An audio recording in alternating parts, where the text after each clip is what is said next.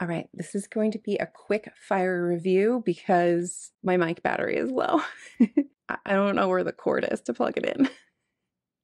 So let's talk about the only book I'm reading for Victober. I don't usually participate in Victober, but I felt compelled to read something this year, and I loved this, and we need to talk about it. And that is Lady Audley's Secret. Let's talk about this book super fast.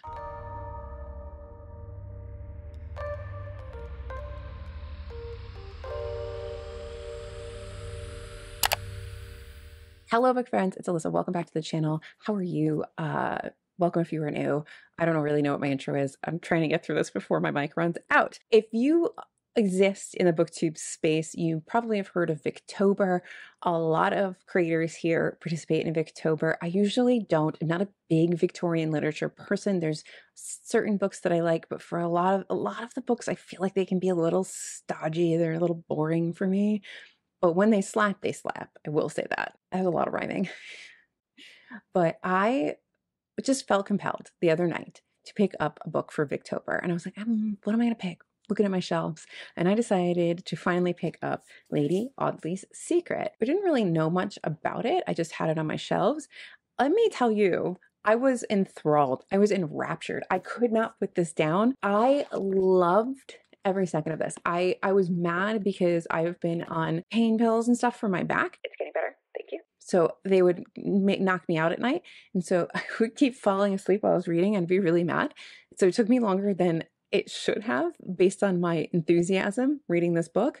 But this is so good. So this is trying not to spoil too much. So this is a sensational novel. This is kind of like Moonstone, The Woman in White, mystery thriller, but Victorian style. It's got bits of gothic in there. It is so good. It is fast paced. It is easy to read. It is interesting. And I just had so much fun. Your main character is really this man, Robert Audley, who is sort of like he's a young barrister who's wealthy, but he doesn't really have to work. He just kind of is a barrister, I guess, for fun. He meets up with his old friend who's returning to the UK from Australia after making some money because he's been, written off by his family because he married this woman.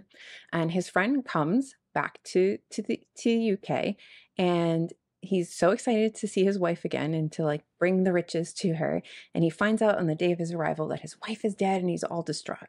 So he goes back to Robert Audley's uncle's house, his uncle who's just recently married this very young, very beautiful lady who's the Lady Audley of the title, and his cousin Alicia, who is about the same age as Lady Audley and obviously hates her stepmother because of course she does.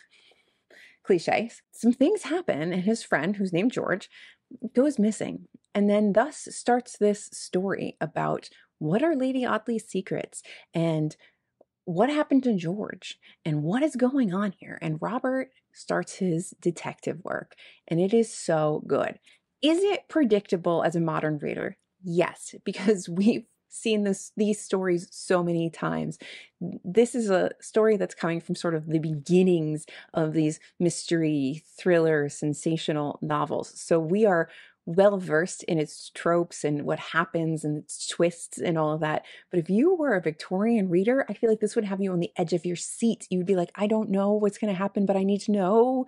I'm reading it with your gal pals to each other. It was so much fun. I didn't care that I kind of could see everything coming because I wanted to know how we got here. I knew there was going to be more to the story. When were you going to tell me? How are you going to tell me? How are you going to unravel these secrets?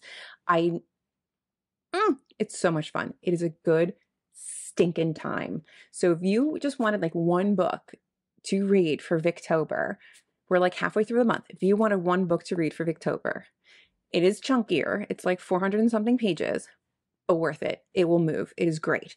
It is a little dramatic at times. It's a little funny at times. It's just the perfect thing to pick up if you are not big into Victorian literature, but you wanted to participate with everybody else, if you're having FOMO of everybody else, if you want to just read a classic lit and feel like, I don't know, superior because you read classic literature, pick this up. This was fun. Please do it. I think we're good on the mic. That's it. That's all I had to say. Please read this. I loved this. It's a good time. If you have any other books that feel like this, that are Victorian novels, drop them in the comments. I think that it would be nice to have a list for myself, but also it'd be nice for other people to see what other books might fall into this category of fun, sensational, quickly paced, engaging novels that are easy to read, classics from the Victorian period. Anyway, thank you guys for watching. Like and subscribe. I'll see you in my next video, whatever it may be, because it's my channel and I can do whatever I want. Bye.